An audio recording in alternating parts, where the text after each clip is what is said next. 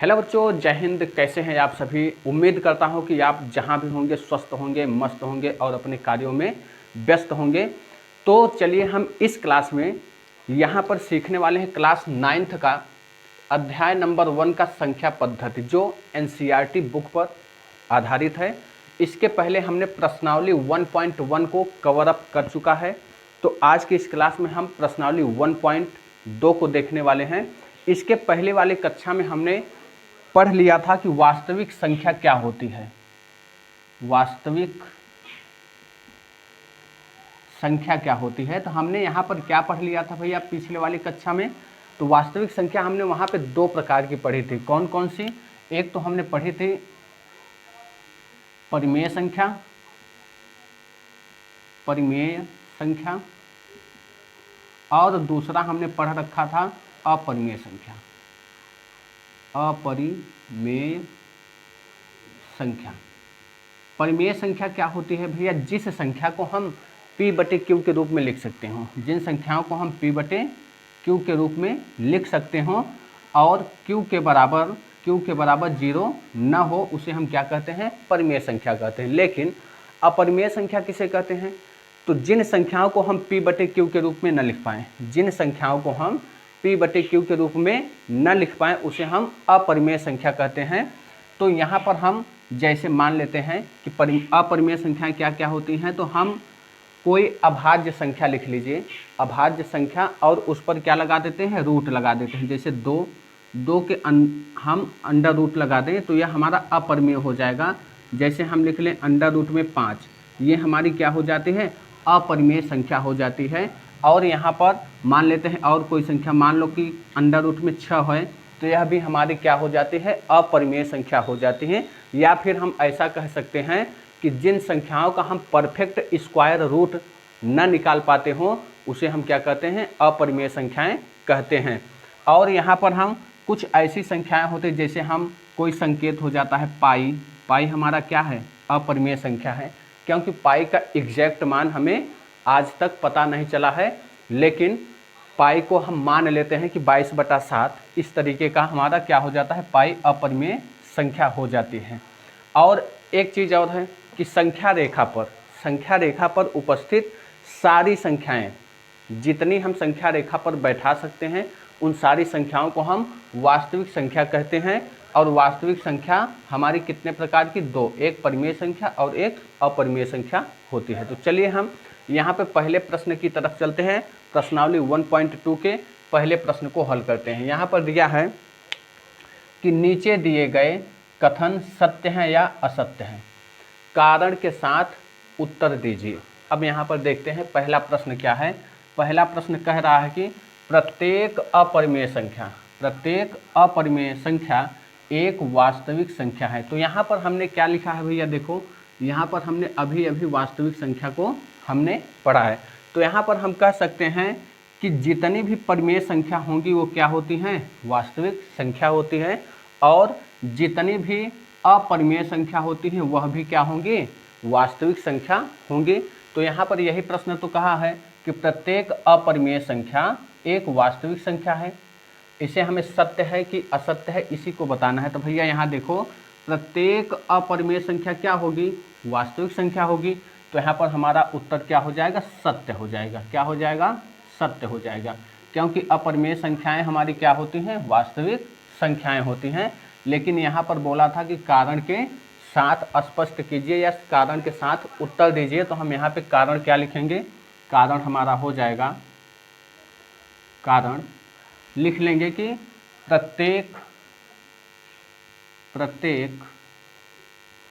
अपरिमेय संख्या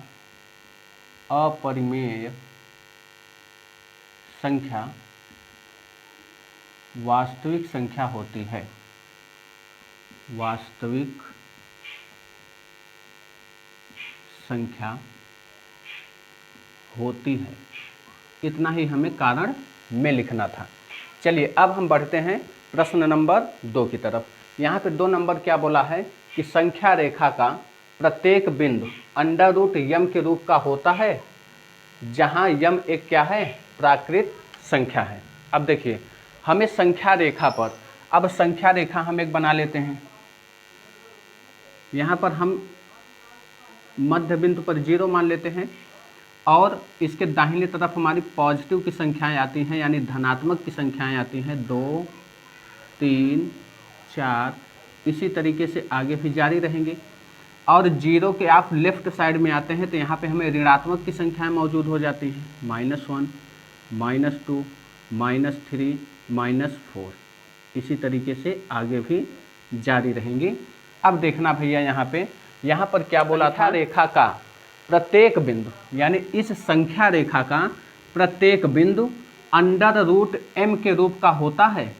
चलिए, जहाँ m एक प्राकृतिक संख्या है। अब देखिएगा, हम मान लेते हैं कि संख्या रेखा पर हम सारी संख्याओं को भैया, चलो हम मान लेते हैं कि इसे √ में 0 लिख सकते हैं, √ में 1 लिख सकते हैं, √ में 2 लिख सकते हैं, √ में 3 लिख सकते हैं, √ में 4 लिख सकते हैं।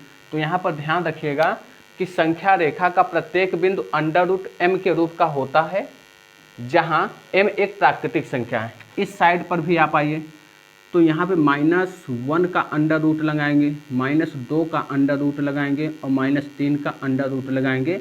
चलिए, यहाँ तक तो हमें समझ में आता है कि ये संख्याएं हम अगर लिखना चाहें तो संख्या रेखा पर भैया देखो, वास्तविक संख्या रेखा पर सारी संख्या वास्तविक संख्या होती हैं, तो यहाँ पे परिमेय संख्या भी मौजूद होती है, अपरिमेय संख्या होती हैं। तो देखो, ये तो √1 अपरिमेय हो गया, √2 अपरिमेय हो गया, √3 अपरिमेय हो गया, √4 का मान हमारा क्या हो जाएगा, ये हमारा हो जाएगा परिमेय संख्या, यानी √4 का वर्गमूल निकल जाएगा तो 2 होता है। यहाँ पर देखिएगा तो ये संख्याएं हमारी क्या होती हैं, काल्पनिक संख्याएं होती हैं, जो √ में यदि माइनस की संख्याएं √ में उपस्थित है तो वे संख्याएं हमारी काल्पनिक संख्या की श्रेणी में आती हैं। तो हम यहाँ पर इस कथन को कह सकते हैं कि असत्य है। क्या है भैया, असत्य है, क्योंकि संख्या रेखा पर सारी संख्याओं को हम √ में नहीं लिख सकते हैं, यानी √m के रूप का नहीं लिख सकते। यहाँ पर आपको दिखाई पड़ रहा होगा कि √ में -1 क्या है, काल्पनिक संख्या है, तो यहाँ पर हमारी ये क्या हो जाएगी, असत्य हो जाएगा।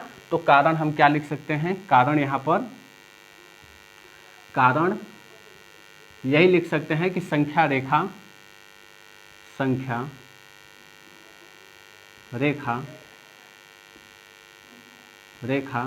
का प्रत्येक बिंदु √m के रूप का नहीं होता है। उम्मीद करता हूं कि यह प्रश्न आपको समझ में आया होगा। चलिए, अब हम बढ़ते हैं प्रश्न नंबर 3 की ओर। प्रश्न नंबर 3 बोला है यहाँ पे कि प्रत्येक वास्तविक संख्या एक अपरिमेय संख्या होती है। प्रत्येक वास्तविक संख्या, हर एक वास्तविक संख्या की बात किया है। तो यहाँ पर हम संख्या रेखा पुनः बनाएंगे और यहाँ पे समझने की कोशिश करेंगे। देखो, यहाँ पे 0 हो जाएगा, यहाँ की धनात्मक की संख्या इधर स्टार्ट हो जाती हैं और इस साइड में माइनस की संख्याएं, इसी तरीके से यह बढ़ते जाते हैं। अब यहाँ पे देखिएगा, यहाँ पे बोला था कि प्रत्येक वास्तविक संख्या, यानी कि संख्या रेखा पर उपस्थित सारी संख्याएं क्या अपरिमेय संख्या हैं। तो अब यहाँ पर देखेंगे कि संख्या रेखा पर तो देखिए भैया, परिमेय संख्या भी उपस्थित होती है और अपरिमेय संख्या भी उपस्थित होती है। तो यहाँ पर हम देखेंगे कि हमारा एक क्या है, ये तो परिमेय संख्याएं हैं, ये तो परिमेय संख्याएं हैं, और यहाँ पर हमारे यहाँ पे 0 भी क्या हो जाता है, अपरिमेय संख्याएं हो जाती हैं। तो बोला है कि प्रत्येक वास्तविक संख्या एक अपरिमेय संख्या होती है। तो अपरिमेय संख्या की श्रेणी में कौन कौन सी आती हैं, जैसे यहाँ पर हम क्या लगा दें, √ में 1 लगा दें, √ में 2 लगा दें, √3 लगा दें। अब ये संख्याएं तो हमारे अपरिमेय संख्याएं हो जाती हैं, लेकिन यहाँ पर अगर हम रूट की संख्याएं लगा दें, -1 और -2 लगा दें, तो ये संख्या हमारी क्या हो जाती हैं, काल्पनिक संख्याएं हो जाती हैं। अगर यहाँ पर हम देखें कि √4 को जिस तरीके से हम √ में लगाएं, तो √4 को हम क्या लिख सकते हैं, 2 लिख सकते हैं। तो ये हमारी क्या हो जाती है, परिमेय संख्या हो जाती है, परिमेय संख्या हो जाती है। तो यहाँ पर हम क्या लिख सकते हैं भैया कि यह भी कथन हमारा क्या है, असत्य है। क्या है, असत्य है, यह भी असत्य कथन हो जाएगा। कि प्रत्येक वास्तविक संख्या हमारा अपरिमेय संख्याएं नहीं होती हैं।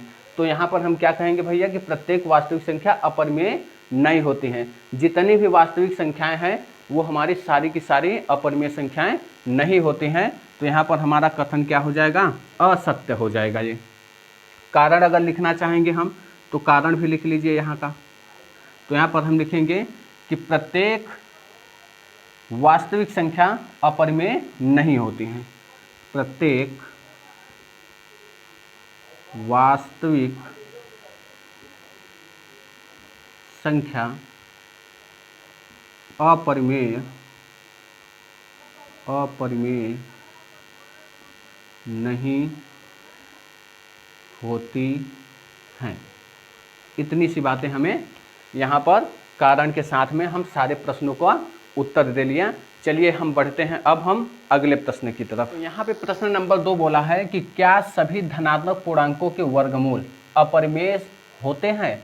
यदि नहीं तो एक ऐसी संख्या के वर्गमूल का उदाहरण दीजिए जो एक परिमेय संख्या होते हैं। बोला है क्या भैया कि क्या सभी धनात्मक पूर्णांक क्या होते हैं? धनात्मक पूर्णांक होते हैं 1, 2, 3, 4, 5, 6 इस तरीके से आगे ये हमारी क्या होते हैं, धनात्मक पूर्णांक होते हैं। अगर ऋणात्मक पूर्णांक की बात करें तो -1, -2, -3, -4 इस तरीके का क्या होता है, ये हमारा ऋणात्मक पूर्णांक हो जाता है। लेकिन हमें तो पूछा है धनात्मक पूर्णांक। तो यहाँ पे बोला धनात्मक पूर्णांक के वर्गमूल अपरिमेय होते हैं। तो चलो भैया यहाँ पर हम देख लेते हैं कि अंडर में 1 का वर्गमूल अगर निकालते हैं तो 1 होता है। √2 का वर्गमूल हमारा निकलेगा तो भैया पॉइंट में आएगा। तो पॉइंट में आएगा तो भैया चलो देखो धनात्मक पूर्णांक के वर्गमूल अपरिमेय। √2 का क्या हो जाता है, अपरिमेय हो जाता है, यानी पॉइंट में कुछ आएगा। यहाँ पर जैसे देख लेते हैं √3 का वर्गमूल निकालेंगे तो इसका भी हमारा पॉइंट में आएगा। अगर हम यहाँ पे √4 का वर्गमूल निकालते हैं तो यहाँ पर हमारा क्या हो जाएगा, एक परिमेय संख्या निकल के आ जाएगी। और √1 का वर्गमूल निकाले तो भी यह हमारा क्या है, ये हमारा क्या है, परिमेय संख्या है। क्या है भैया, परिमेय संख्या है। ये हमारा धनात्मक पूर्णांक था। धनात्मक पूर्णांक का वर्गमूल जब हमने निकाला तो हमें क्या प्राप्त हो गया, एक परिमेय संख्या प्राप्त हो गया। लेकिन यहाँ पर अगर हम √2 का वर्गमूल निकालें तो हमारा ये अपरिमेय संख्या हो जाएगा। क्या हो जाएगा, अपरिमेय संख्या हो जाएगा। इसी तरीके से हमारा √3 भी क्या हो जाएगा, अपरिमेय संख्या हो जाएगा। लेकिन √4 का वर्गमूल अगर हम निकालते हैं तो हमारा क्या हो जाएगा, 2 आएगा, जो इसे हम क्या कहते हैं, परिमेय संख्या कहते हैं। अब ध्यान रखिएगा, तो हमारा क्या हो जाएगा भैया कि क्या सभी धनात्मक पूर्णांकों के वर्गमूल अपरिमेय होते हैं? तो सारे धनात्मक पूर्णांक के वर्गमूल हमारे अपरिमेय नहीं होते हैं। यहाँ से आपको सिद्ध हुआ।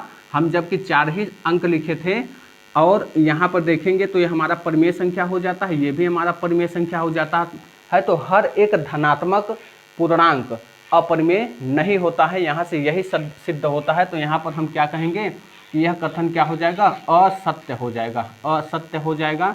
और बोला था कि एक ऐसी संख्या के वर्गमूल का उदाहरण दीजिए। तो हमने यहाँ पर 2 संख्याएं यानी कि दिए तो हम 4 संख्याओं का उदाहरण है, लेकिन यहाँ पर बोला था कि एक ऐसी वर्गमूल का उदाहरण दीजिए, एक ऐसी संख्या का उदाहरण दो जो परिमेय संख्या हो जाए। तो यहाँ पर देख लो भैया, √4 ले लीजिए। √4 का वर्गमूल क्या आएगा, 2 आएगा, जो क्या होगा, एक परिमेय संख्या हो जाएगी।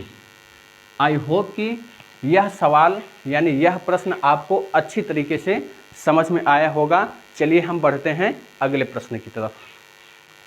चलिए, तो प्रश्न नंबर 3 यहाँ बोला है कि दिखाइए कि संख्या रेखा पर, यानी कि हमें संख्या रेखा पर दिखाना है किसको, √5 को किस प्रकार निरूपित किया जा सकता है। हमें संख्या रेखा पर √5 को निरूपित करना है कि उस संख्या का हमारा स्थान कहाँ है। संख्या रेखा पर हमारा √5 का स्थान कहाँ है, इसी को हमें संख्या रेखा पर दिखाना है। तो आइए हम हमेशा जब भी आप इस प्रश्न को करिएगा तो आप पटरी और प्रकार की सहायता से ही इस प्रश्न को बनाइएगा। चलिए, हालांकि हम इसे बताते हैं कि कैसे बनेगा ये। सबसे पहले हम क्या करेंगे, एक संख्या रेखा का निर्माण करेंगे। हम एक संख्या रेखा का क्या करेंगे, निर्माण कर लेंगे। यहाँ पर हम मान लेते हैं कि 0 होगा, 0, और हम समान बिंदु पर हम क्या करेंगे, संख्याओं की दूरी जो होती है, हम अगली संख्या यहाँ पे जैसे 1 मानेंगे तो अगली दूरी भी हमारी क्या होनी चाहिए, समान समान पर ही हम सारी संख्याओं को बना लेंगे। इसी तरीके से आगे भी हम कर सकते हैं। तो यहाँ पर देखेंगे और इधर आएगा तो हमारा क्या हो जाएगा, -1 हो जाएगा, इधर हो जाएगा -2 हो जाएगा और -3 हो जाएगा। तो इसी तरीके से आगे भी बनता रहेगा। तो चलिए देखिए, हमें बनाना है क्या, √5। √5 को संख्या रेखा पर दर्शाना है। तो हम सबसे पहले क्या करते हैं, हालांकि इसको हम √5 को दिखाएंगे तो इसमें हम पाइथागोरस प्रमेय का भी यूज करेंगे। तो पाइथागोरस प्रमेय क्या होता है, तो यहाँ पर देखेंगे कि हम पाइथागोरस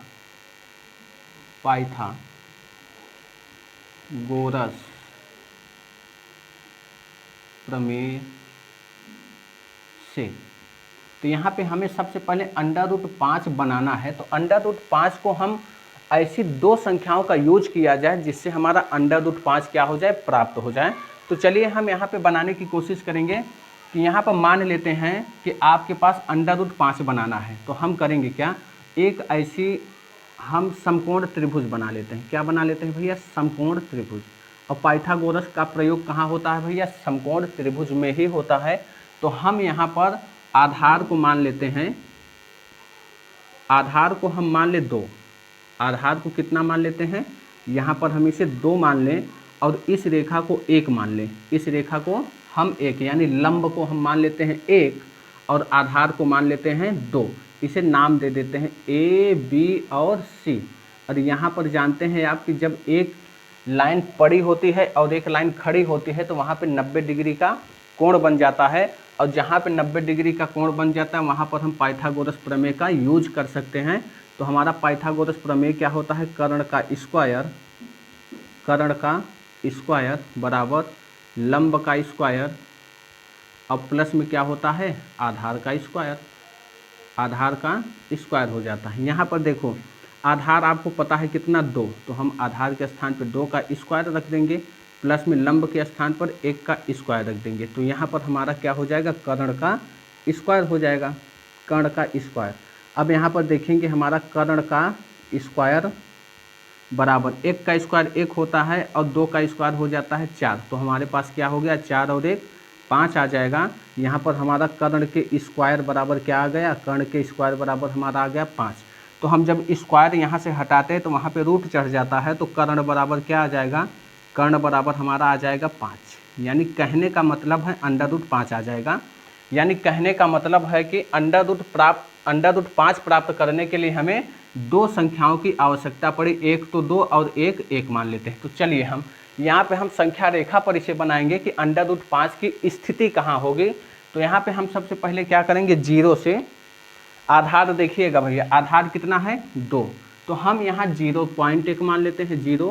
0 से हम 2 यूनिट तक हम खींच लेते हैं क्या, एक रेखा। ये हमारा क्या हो जाएगा, 2 यूनिट तक, ये हमारा क्या हो जाएगा, पूरा 2 इकाई मान लेते हैं। हम कितना मान लेते हैं, 2 इकाई मान लेते हैं। और एक हमारा लंब क्या था, 1 इकाई था, 1 इकाई। तो हम यहाँ 2 से क्या करेंगे, 1 इकाई तक के हम क्या करेंगे, एक और लंब बना लेंगे। यहाँ पे ये रेखा हमारा लंब का काम करेगी और ये आधार का काम करेगा। अब यहाँ पर हमारा ये 1 इकाई का हो गया, 1 इकाई। अब यहाँ से देखेंगे कि ये जो रेखा अब बनेंगे, इस रेखा यानी कि नाम दे दीजिए, A दे दीजिए, यहाँ पे B दे दीजिए और ये C दे दीजिए। अब यहाँ पे देखिए B और C, अब C और A को आप आपस में मिला दीजिए, C और A को आप आपस में ऐसे मिला देंगे तो यही रेखा जो होगी ये हमारा क्या होगा, √5 होगा।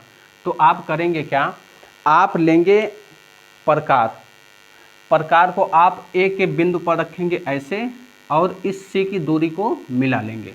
यानी इस तरीके से हम मान लेते हैं, इस तरीके से ऐसे करेंगे, ये दूरी में नापेंगे और नाप करके आप इस तरीके से क्या करेंगे, बिंदु का निर्माण कर देंगे यहाँ पे।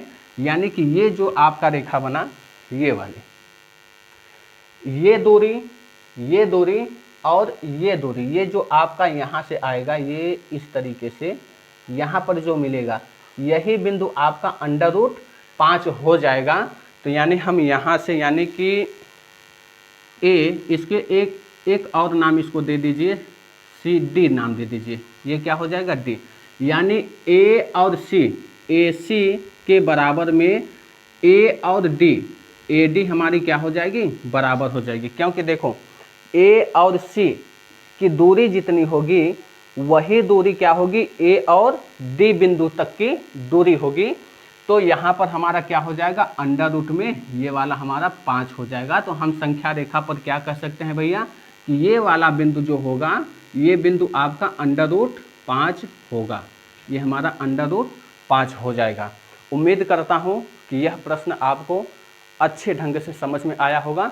यदि नहीं समझ में आया होगा तो इसे एक बार स्किप करके पीछे करके एक बार और देख लीजिएगा, बेहतरीन तरीके से समझ में आ जाएगा। यदि वीडियो आपको अच्छा लगे तो चैनल को सब्सक्राइब करना और ढेर सारे लोगों के पास शेयर करना। मिलते हैं अगले वीडियो में, तब तक के लिए जय हिंद।